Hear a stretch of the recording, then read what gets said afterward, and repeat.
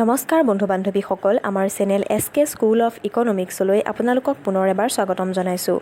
আজিৰ ভিডিঅ'টিত আমি ইণ্ডিয়ান ইকনমিৰ জিকে কুৱেশ্যন কিছুমান লৈ আহিছোঁ। 10টা মোষ্ট ইম্পৰ্টেণ্ট ইণ্ডিয়ান ইকনমিৰ লগত জড়িত জিকে কুৱেশ্যন আজিৰ ভিডিঅ'টিত আমি ডিছকাছ কৰিম। তাৰ আগতে এটা কথা কৈ লওঁ, যদি আপোনালোকে আমাৰ চেনেলটো এতিয়াও ছাবস্ক্ৰাইব কৰা নাই তেন্তে অনুগ্ৰহ কৰি ছাবস্ক্ৰাইব কৰি ল'ব আৰু কাষত থকা বেল আইকনটো ক্লিক কৰি থ'ব, যাতে আমাৰ চেনেলে ভিডিঅ'বোৰ আপলোড কৰিলে আপোনাৰ ফোনতো ন'টিফিকেশ্যন আহে।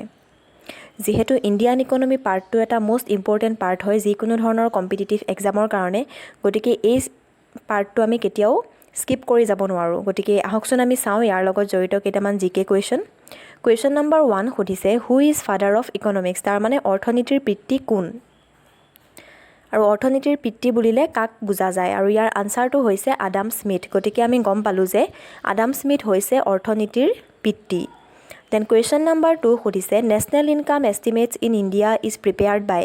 ভাৰতৰ যি জাতীয় আয় গণনা কৰা হয় তাক কোনে গণনা কৰে বা কোনে পাব্লিছ কৰে? আৰু ইয়াৰ আনচাৰটো হৈছে চেণ্ট্ৰেল ষ্টেটিষ্টিকেল অৰ্গেনাইজেশ্যন, তাৰমানে CSO, যাক শ্বৰ্ট ফৰ্মত CSO বুলি কোৱা হয়।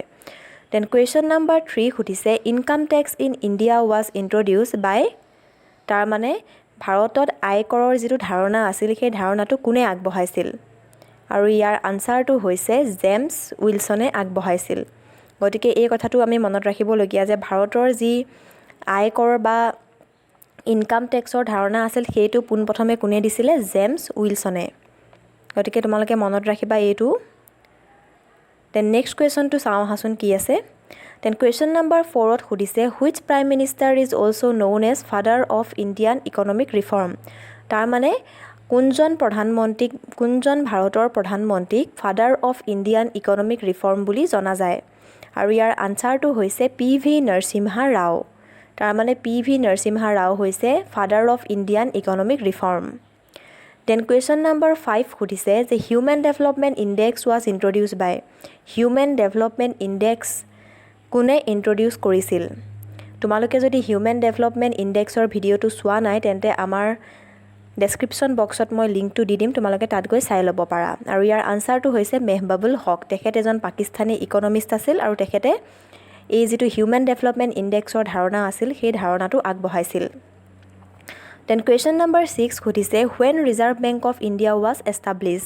ভাৰতৰ যি কেন্দ্ৰীয় বেংক যিটোৰ নাম হৈছে ৰিজাৰ্ভ বেংক অফ ইণ্ডিয়া, সেই ৰিজাৰ্ভ বেংক অফ ইণ্ডিয়াক কেতিয়া প্ৰতিষ্ঠা কৰা হৈছিল? আৰু ইয়াৰ আনচাৰটো হৈছে 1935। তাৰমানে 1935 চনত ভাৰতীয় যি ৰিজাৰ্ভ বেংকক প্ৰতিষ্ঠা কৰা হৈছিল। ৰিজাৰ্ভ বেংক কি হয় আৰু ৰিজাৰ্ভ বেংকৰ বিভিন্ন ধৰণৰ কাৰ্যাৱলীসমূহ বা ফাংচনসমূহৰ ওপৰত আমাৰ চেনেলত এটা ভিডিঅ' দিয়া আছে, তোমালোকে সেই ভিডিঅ'টো চাই ল'বা। ডেছক্ৰিপশ্যন বক্সত লিংকটো দি দিম মই। দেন কুৱেশ্যন নম্বৰ 7 সুধিছে, during which 5-year plan was phase of heavy industrialisation? তাৰমানে কোনটো 5-year প্লেনক ফেজ অফ হেভি ইণ্ডাষ্ট্ৰিয়েলাইজেশ্যন বুলি কোৱা হয়, বা কোনটো 5-year প্লেনত বা পঞ্চবাৰ্ষিক পৰিকল্পনাত হেভি ইণ্ডাষ্ট্ৰিয়েলাইজেশ্যনৰ ওপৰত কাম কৰা হৈছিল?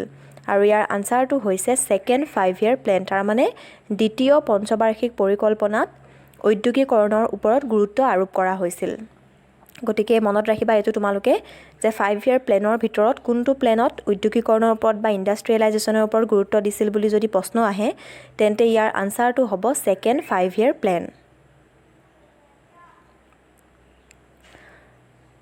দেন নেক্সট কুৱেশ্যন নম্বৰ 9 সুধিছে, how many regional rural banks are working in our country?